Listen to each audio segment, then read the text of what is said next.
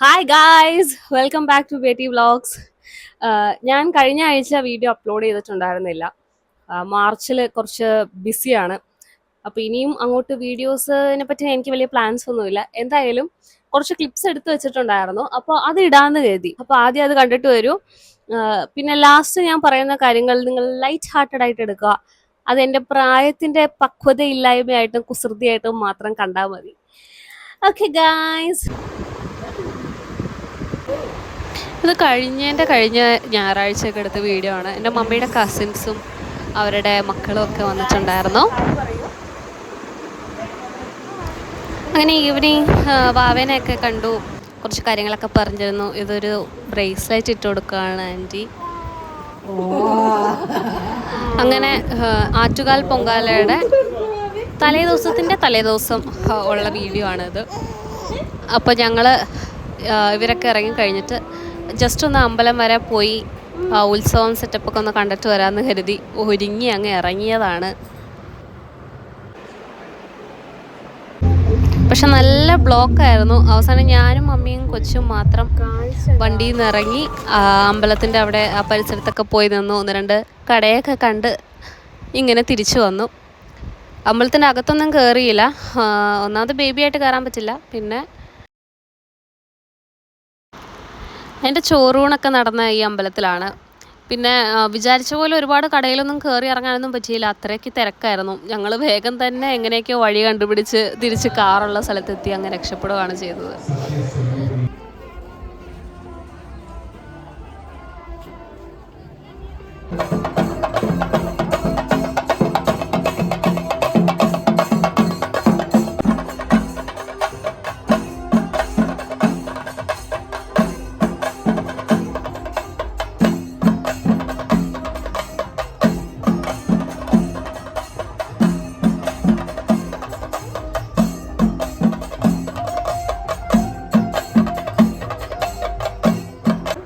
പിന്നെ ഇത് കഴിഞ്ഞ ദിവസം പ്രഭുവിൻ്റെ ആൻറ്റി അങ്കിളും വന്നിട്ടുണ്ടായിരുന്നു. നല്ല മാച്ച് ഉണ്ട് എല്ലാവരുടെയും ഡ്രസ്സൊക്കെ, വൈറ്റ് റെഡ്.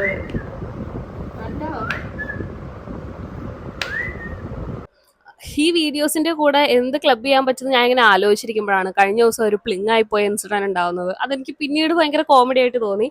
അപ്പൊ അതുപോലത്തെ മറ്റൊരു പ്ലിങ് ഇൻസിഡന്റ് കഴിഞ്ഞ വർഷം ഉണ്ടായി. അപ്പൊ രണ്ടും കൂടി ഈ വീഡിയോന്റെ കൂടെ ആഡ് ചെയ്യാമെന്ന് കരുതി. അപ്പൊ സംഭവം ഇതാണ്, ഞങ്ങളിവിടെ ഫ്ലാറ്റിലും ടെറസിൽ തുണി വിരിക്കാറുണ്ട്. അപ്പോൾ ഒരു മഗ്ഗിലാണ് ക്ലിപ്സ് സ്റ്റോർ ചെയ്തേക്കുന്നത്, തുണിയിലിടാനുള്ളത്. അപ്പോൾ കഴിഞ്ഞ ദിവസം ഞാൻ തുണി വിരിക്കാൻ പോകുമ്പോൾ ഈ മഗ്ഗിന്റെ പകുതി പോർഷനിലെ ക്ലിപ്സ് ഉള്ളൂ. അപ്പോൾ കുറേ കാലം മുന്നേ ഇതിൽ ഞങ്ങളുടെ ക്ലിപ്സ് കുറച്ച് മിസ്സായി പോയതായിട്ട് തോന്നുന്നുണ്ട്. ആരെങ്കിലും എടുത്തതായിരിക്കാം, ചിലപ്പോൾ കാറ്റത്ത് പറഞ്ഞതോ എന്തെങ്കിലും ആയിരിക്കാം. അപ്പോൾ ഇതിപ്പോൾ ഹാഫ് ജഗ്ഗിന്റെ പകുതിയെ ക്ലിപ്സ് ഉള്ളൂ. അപ്പോൾ ഞാൻ അമ്മൂമ്മയോട് ചോദിച്ചു, ഇത് എന്താ ക്ലിപ്പ് ഇല്ലല്ലോ, പകുതിയും കാണാനില്ലല്ലോ എന്ന്. അപ്പൊ അമ്മൂമ്മ പറഞ്ഞു, നിന്റെ അമ്മയും പറയുന്ന കേട്ടു ക്ലിപ്സ് ഒക്കെ നല്ലോണം കുറയുന്നുണ്ട് എന്ന്. അപ്പൊ ആരെങ്കിലും എടുത്തതായിരിക്കാന്നുള്ള ഇത് വന്നു. എനിക്കങ്ങ് ദേഷ്യം വന്നു, കാരണം ഇത് പിന്നെയും ഇങ്ങനെ ക്ലിപ്പ് പോകുന്ന സംഭവം ഉണ്ടാവുകയാണ്. ഞാൻ എന്താക്കി, ഞാനൊരു പേപ്പറിൽ ഇങ്ങനെ എഴുതി, ക്ലിപ്സ് മോഷ്ടിക്കുന്ന കൺട്രി ഫെലോസ് തിരിച്ചു കൊണ്ടുവെക്കുക, കഷ്ടം തന്നെ. കൺട്രി ഫെലോസ് എന്നല്ല എഴുതാവുന്നത്, വേറെ എന്തോ ആണ്. പിന്നെ ഞാൻ സ്റ്റാൻഡേർഡ് ആയിക്കോട്ടെ എന്ന് വെച്ച് കൺട്രി ഫെലോസ് എഴുതി. അപ്പോൾ ഇതുകൊണ്ട് അവിടെ ഡ്രസ്സിന്റെ കൂടെ തൂക്കാൻ വേണ്ടി ഞാൻ കൊണ്ടുപോകായിരുന്നു. അങ്ങനെ ഭയങ്കര പ്രതികരിക്കുന്ന ധീര വനിതയായിട്ട് ഞാൻ മേലെ കൊണ്ടുപോവാണ്. പോയപ്പോഴാണ് ആ കാഴ്ച കാണുന്നത്. അവിടെ ഞങ്ങളുടെ തന്നെ ബെഡ്ഷീറ്റ്സ് ഉണക്കാൻ ഇട്ടിട്ടുണ്ടായിരുന്നു. അപ്പൊ അതിലാണ് ഈ ക്ലിപ്സ് ഉണ്ടായിരുന്നത്. അപ്പൊ ഇതുപോലെയാണ് ലൈഫിൽ ചില ഇൻസിഡൻസ് ഒക്കെ. നമ്മൾ കാര്യമായിട്ട് എന്തെങ്കിലും വഴക്കുണ്ടാക്കാൻ പോകുമ്പോൾ, അല്ലെങ്കിൽ കാര്യമായിട്ട് പോയിന്റ്സ് ഒക്കെ ശേഖരിച്ച് എന്തെങ്കിലും കാര്യത്തിന് റിയാക്ട് ചെയ്യാനും പ്രതികരിക്കാനൊക്കെ പോകുമ്പോഴേക്കും ഇങ്ങനെ പ്ലിങ് ആവുന്ന അവസ്ഥയാണ് ഉണ്ടാവുക. അങ്ങനെ ഇരിക്കുമ്പോഴാണ് മറ്റൊരു പ്ലിങ് ഇൻസിഡന്റ് ഓർമ്മ വന്നത്. ലാസ്റ്റ് ഇയർ ഞാനും പ്രഭുവിൻ്റെ 2 സിസ്റ്റേഴ്സും ചേച്ചിയുടെ ഹസ്ബൻഡും വാവയൊക്കെ ആയിട്ട് മൂന്നാർ ട്രിപ്പ് പോയിട്ടുണ്ടായിരുന്നു. അപ്പോൾ ഞങ്ങൾ ഒരു എ ഫ്രെയിം ഒക്കെ ഉള്ള നല്ലൊരു ലൊക്കേഷനിലാണ് സ്റ്റേ ചെയ്തത്. അപ്പോൾ ഫോറസ്റ്റ് കേപ്പ് എന്നാണ് ആ സ്ഥലത്തിന്റെ പേര്. സാധാരണ ഒരു റിസോർട്ടിൽ അല്ലെങ്കിൽ ഹോട്ടലിൽ ചെക്ക് ഇൻ ടൈം എന്ന് പറഞ്ഞാൽ ഒരു 12 മണി അല്ലെങ്കിൽ 2 മണിയൊക്കെയാണ്. നമ്മളവിടെ ഇങ്ങനെ കറങ്ങി തിരിഞ്ഞ് എത്തുന്നത് ഏകദേശം ഒരു 5 മണിയൊക്കെ ആയി കാണും. അപ്പോൾ ആ സമയം ആയിട്ടും ഞങ്ങളുടെ റൂംസ് അവർ ക്ലീൻ ചെയ്തിട്ടുണ്ടായിരുന്നില്ല. അപ്പോൾ നമ്മൾ ആ റിസപ്ഷൻ പോലത്തെ ഏരിയയിൽ കുറേ നേരം വെയിറ്റ് ചെയ്തു. അപ്പോൾ ചെന്നപ്പോൾ ഈവനിങ് ആയതുകൊണ്ട് ചായ ചോദിച്ചു കുറെ നേരമായിട്ടും കൊണ്ടുവരുന്നില്ല. അങ്ങനെ ഞങ്ങൾ റൂമിലേക്ക് പോകുന്നതിന് മുന്നേ ഒന്നും കൂടി ഓർമ്മിപ്പിച്ചു, ഇതുപോലെ ചായ കോഫി സാധനങ്ങളൊക്കെ ഓർഡർ ചെയ്തു. റൂമിൽ പോയിട്ടും ഒരനക്കവും ഇല്ല. ആൻഡ് റൂംസ് ഒക്കെ അവർ അപ്പോഴാണ് ക്ലീൻ ചെയ്യുന്നത്. നമ്മൾ എത്രയോ 1 മണിക്കൂറോളം റിസപ്ഷനിൽ വെയിറ്റ് ചെയ്തിട്ടാണ് എല്ലാം ക്ലീൻ ചെയ്തൊക്കെ സെറ്റ് ചെയ്ത് തരുന്നത്. റൂംസ് ഒക്കെ കുഴപ്പമില്ല, നീറ്റായിരുന്നു. പക്ഷെ ബാത്റൂമൊന്നും അത്ര സെറ്റൊന്നും ആയിട്ടുണ്ടായിരുന്നില്ല. എന്നാലും ഓക്കെ, നമ്മളവിടെ ടീക്ക് വെയിറ്റ് ചെയ്യുമായിരുന്നു. അപ്പൊ ടീ വന്നില്ല. അപ്പൊ 5 മണിക്ക് ആക്ച്വലി അവിടെ റിസപ്ഷനിൽ പോയി ഇരുന്ന സമയത്ത് തന്നെ നമ്മള് ഡിന്നറിനുള്ള ഓർഡർ കൊടുത്തു. അവിടെ ഒരു മെനു കാർഡ് ഉണ്ടായിരുന്നു, അതിൽ ഡിന്നർ ഓർഡർ ചെയ്തിട്ടാണ് വന്നത്. അപ്പോൾ 7 മണി 7:30 ആകുമ്പോൾ ഡിന്നർ എത്തിക്കണം എന്നും പറഞ്ഞിട്ടുണ്ടായിരുന്നു. ഞങ്ങൾക്ക് അത്യാവശ്യം വിശപ്പുള്ളതുകൊണ്ട് ആ സമയത്ത് എത്തിക്കണം എന്നും പറഞ്ഞു. അപ്പോൾ 7:30 കഴിഞ്ഞിട്ടും ഇതിന്റെ അനക്കമൊന്നുമില്ല. ഞങ്ങൾ പിന്നെ വിളിച്ചപ്പോൾ കൊണ്ടുവരാന്നാണ് പറയാം. അങ്ങനെ 8 മണിക്ക് ഒന്നും കൂടി വിളിച്ചു. അത് കഴിഞ്ഞ് 8:30 ഒന്നും കൂടി വിളിച്ചു. പിന്നെ 8:45 വിളിച്ചപ്പോൾ അയ്യോ അത് ഷെഫ് മാറി, അതാണ് എന്നൊക്കെ പറഞ്ഞിട്ട് നമുക്ക് കൊണ്ടുവന്നു. ഫ്രൈഡ് റൈസും ചില്ലി ചിക്കനും എന്തോ ആണ് ഓർഡർ ചെയ്തത്. ഫ്രൈഡ് റൈസ് എന്നൊക്കെ പറഞ്ഞാൽ ഒരു ബിഗിനർ ആദ്യമായിട്ട് അരി വെക്കുമ്പോൾ ഉണ്ടാവുന്ന മിസ്റ്റേക്ക് പോലെ അത്രയും ഒരുമാതിരിയാണ് റൈസ് ഉണ്ടായിരുന്നത്. ടേസ്റ്റ് ഒന്നും ഉണ്ടായിരുന്നില്ല. അവിടുത്തെ ഷെഫിന് ഇത് ഉണ്ടാക്കാൻ അറിയില്ലെങ്കിൽ അറ്റ്ലീസ്റ്റ് ആ ഐറ്റം ഇപ്പൊ അവൈലബിൾ അല്ലാന്നെങ്കിലും പറയായിരുന്നു. അങ്ങനെ 5 മണിക്ക് ഓർഡർ ചെയ്ത സംഭവം കിട്ടുന്നത് 9 മണി ആവാറാകുമ്പോഴാണ്. ഞങ്ങൾ വിശന്ന ഒരു പരുവായിട്ടുണ്ടായിരുന്നു. അപ്പോൾ ഓക്കെ, ഒന്നും റിയാക്ട് ചെയ്തില്ല. നെക്സ്റ്റ് ഡേ രാവിലെ ബ്രേക്ക്ഫാസ്റ്റ് കഴിക്കാൻ പോയപ്പോൾ ബൊഫെ ബ്രേക്ക്ഫാസ്റ്റ് കുറെ ഐറ്റംസ് ഒക്കെ ഉണ്ടാവുമെന്നാണ് വിചാരിച്ചത്. പക്ഷെ അവിടെ പോയപ്പോൾ ജസ്റ്റ് ഒരു ഇഡ്ഡലിയും സാമ്പാറും മാത്രം വെച്ചിട്ടുണ്ടായിരുന്നു. അങ്ങനെ ഞങ്ങൾ ഇഡ്ഡലി സാമ്പാറും കഴിച്ചു. അത് ഓക്കെ ആയിരുന്നു, ഹോം മെയ്ഡ് പോലെയൊക്കെ തന്നെയായിരുന്നു ഉണ്ടായിരുന്നത്. അപ്പോൾ അടുത്തിരുന്ന ആൾക്കാർ ഒക്കെ വേറെ വേറെ ഐറ്റംസ് ഒക്കെ കഴിക്കുന്നു. അപ്പോൾ നമ്മൾ വിചാരിച്ചു ഓക്കെ ബൊഫെ ബ്രേക്ക്ഫാസ്റ്റ് വേറെ ഐറ്റംസ് കാണും. ഞങ്ങള് ഓരോന്നൊക്കെ ചോദിക്കുമ്പോൾ അത് ഇല്ല എന്നൊക്കെ പറയുന്നുണ്ട്. അപ്പോൾ ഭയങ്കര ഒരു ബാഡ് എക്സ്പീരിയൻസ് ആയിരുന്നു അവിടുത്തെ സർവീസ് വൈസ് നോക്കുവാണെങ്കിൽ. അപ്പൊ ഈ ആൾക്കാരെന്ന് പറഞ്ഞാല് ഇതൊരു ഫാമിലി ബിസിനസ് പോലെ എന്തോ നടത്തുന്ന, പരിചയക്കാരും അമ്മയും മക്കളും ഒക്കെ നടത്തുന്ന എന്തോ സംഭവമാണ്. പക്ഷെ അവർക്ക് ബിസിനസിന്റെ ഒരു ABCD പോലും അറിയില്ല. ഇവര് ഞങ്ങൾ ചായ വേണമെന്ന് പറഞ്ഞു മോർണിംഗ്. കഴിഞ്ഞ ദിവസത്തെ ഫുഡിന്റെ പരാതിയോ അല്ലെങ്കിൽ ചായയുടെ പരാതിയോ ഇതൊന്നും ഞങ്ങൾ പറഞ്ഞില്ല.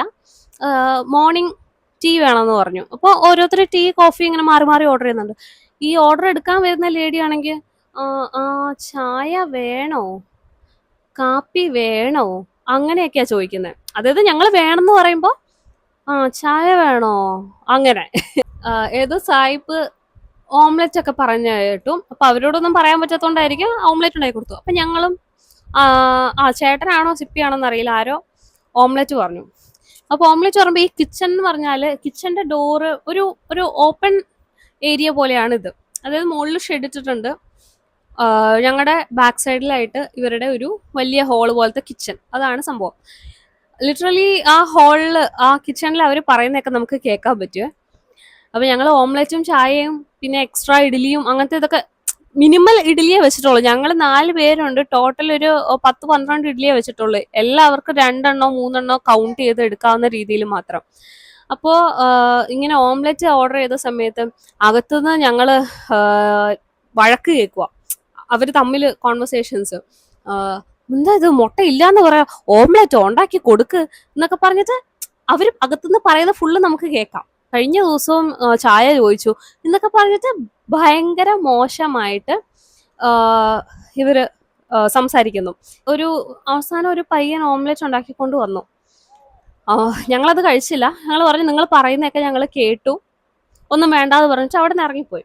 സോ ഞങ്ങൾ ചെക്കൗട്ട് ചെയ്യുന്ന സമയമായിരുന്നു. ചെക്കൗട്ട് ചെയ്യാൻ പോയി.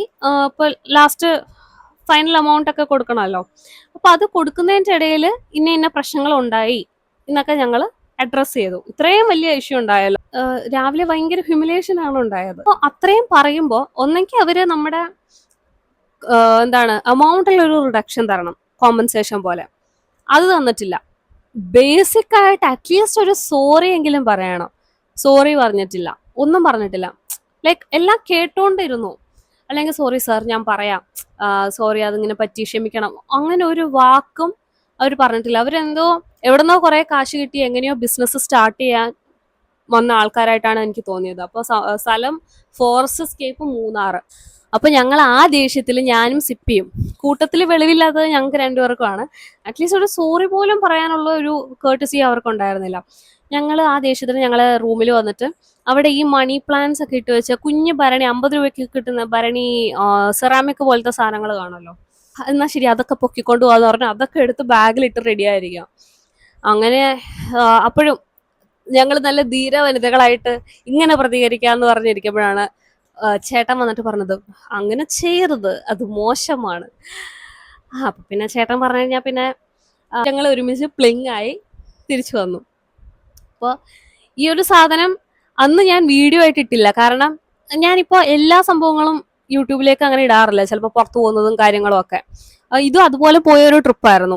അങ്ങനെ ഒരു ലോങ് ഫോമാറ്റ് വീഡിയോ ആയിട്ടൊന്നും ഞാൻ ഇട്ടിട്ടില്ല. ഇട്ടിട്ടുണ്ടായിരുന്നെങ്കിൽ ഞാൻ ആ സമയത്തെ ഈ കാര്യം പറഞ്ഞേനെ. കാരണം ഞാൻ ഇൻസ്റ്റയിലൊക്കെ ഫോട്ടോ ഇടുന്ന സമയത്ത് ഒരുപാട് പേര് ചോദിച്ചു ഇത് എവിടെയാ ലൊക്കേഷൻ എന്ന്. അപ്പൊ അവരോടൊക്കെ ഞാൻ പറഞ്ഞു ഒരിക്കലും അവിടെ പോകരുത്, ഭയങ്കര പുവർ കസ്റ്റമർ സർവീസ് ആണെന്നൊക്കെ. അപ്പോൾ ഇതാണ് ആ സംഭവം. ഇപ്പൊ അതൊക്കെ ഓർക്കുമ്പോൾ കോമഡി ആയിട്ട് തോന്നുന്നുണ്ട്. അപ്പൊ ഞാൻ വെറുതെ ഒന്ന് ഷെയർ ചെയ്തേ ഉള്ളൂ.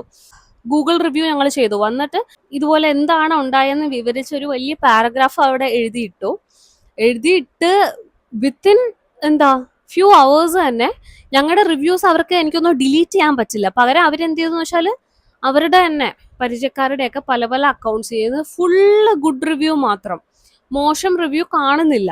ഇതൊക്കെ കേട്ടപ്പോൾ നിങ്ങൾ വിചാരിക്കുന്നുണ്ടാവും ഞാൻ ഭയങ്കര സാധനമാണെന്ന്. ആക്ച്വലി ഞാൻ ഒന്നിൻ്റെയും എക്സ്ട്രീം അല്ല. അത്യാവശ്യം ബേസിക്കലി പാവമാണ്, എങ്കിലും എല്ലാം കുറേശ്ശെ ഉണ്ട്. പിന്നെ അതുപോലെ എൻ്റെ വീഡിയോസ് കാണുന്നവർ വിചാരിക്കും ഞാൻ ഭയങ്കര സ്മാർട്ടാണ്, നേരിട്ട് കാണുമ്പോൾ അങ്ങനെയൊന്നും അല്ല. അങ്ങനെ അത് ശരിക്കും അങ്ങനെ തന്നെയാണ്. വീഡിയോയിൽ വീഡിയോൻ്റെ മുന്നിൽ അല്ലെങ്കിൽ ഒരു ക്രൗഡിന് മുന്നിൽ പെർഫോം ചെയ്യാൻ സംസാരിക്കാനൊന്നും എനിക്ക് അത്ര പ്രശ്നമില്ല. പക്ഷെ നേരിട്ട് സംസാരിക്കുമ്പോൾ കുറച്ച് ഇൻവെർട്ടർ ടൈപ്പാണ് ഞാൻ. ചില ആൾക്കാരെ നേരിട്ട് കാണുമ്പോൾ ഞാൻ ചിലപ്പോൾ ചിരിക്കുക മാത്രമേ ഉണ്ടാവുള്ളൂ, അല്ലെങ്കിൽ ഒരു ഐസ് ബ്രേക്കിംഗ് ഒക്കെ കഴിഞ്ഞാലേ എനിക്ക് അങ്ങനെ ഒരു ഫ്ലോയിൽ സംസാരിക്കാറുള്ളൂ, അല്ലെങ്കിൽ ഞാൻ ജസ്റ്റ് ചിരിച്ചുകൊണ്ടൊക്കെ ഇങ്ങനെ നിൽക്കത്തേ ഉള്ളൂ. അപ്പം അതാണ് എൻ്റെ ഒരു ഇൻട്രോവേർട്ട് നേച്ചറാണ് മെയിനായിട്ട്. എന്നെ ഫസ്റ്റ് എൻ്റെ വീഡിയോസൊക്കെ കാണുന്നവരാണെങ്കിൽ ശരിക്കും അയ്യോ നിന്നെ പറ്റി ഇങ്ങനെയല്ല വിചാരിച്ചത്, നീ ഇങ്ങനെ വീഡിയോസൊക്കെ എടുക്കുമോ, അങ്ങനെയാണ് എന്നെപ്പറ്റി പറയാറുള്ളത്. അതങ്ങനെയാണ്. ഞാൻ ഒരു ഐസ് ബ്രേക്കിംഗ് ഒക്കെ കഴിഞ്ഞ് ഒരു ക്ലോസ് സർക്കിളിൽ മാത്രമേ ഞാൻ എൻ്റെ എക്സ്ട്രോവേർട്ട് നേച്ചർ കാണിക്കാറുള്ളൂ. അല്ലെങ്കിൽ എപ്പോഴും ഫസ്റ്റ് ഒരാൾ എന്നെ കാണുവാണെങ്കിൽ ഇൻട്രോവേർട്ടായിട്ടും ജാട അങ്ങനത്തെ സെറ്റപ്പിലൊക്കെയാണ് ഞാൻ അറിയപ്പെടുന്നത്. എന്തായാലും ഗൈസ്, എല്ലാ ധീര വനിതകൾക്കും വെരി ഹാപ്പി വുമൻസ് ഡേ. ഇന്ന് വുമൻസ് ഡേ അല്ല, ബട്ട് കഴിഞ്ഞു പോയ വുമൻസ് ഡേക്ക് വേണ്ടി ഞാൻ ഇന്ന് വിഷ് ചെയ്യുന്നു. അപ്പോൾ വീഡിയോ ഇത്രയേ ഉള്ളൂ. ബൈ, അടുത്ത വീഡിയോ കാണാം.